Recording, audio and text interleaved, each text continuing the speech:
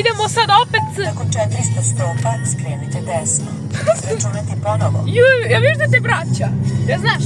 Vidim. Vraćate. Pa mora da te vraća malo. Skrenite u sljedeću ulicu desno. To je zato što sam označio bez veze i evo.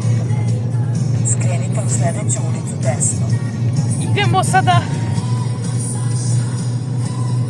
Izračunati ponovo.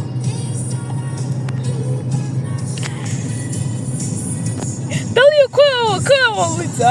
Nakon 800 stopa skrenite desno. A gdje je bio prošao cijele ovdje kroz jedna ulica? Ne znam, nisam Potom vidio. skrenite u sljedeću ulicu desno. Izračunati ponovo. Znaš da je ovdje škola, ova osnovna škola tu, Đure Jakšić? Nakon 800 Pa ja te stopa vozim u školu, skrenite pa. desno. Da.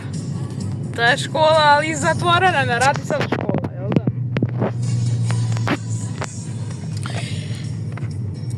A se znači kad smo išli i u martu kad smo išli u noć da se vozimo.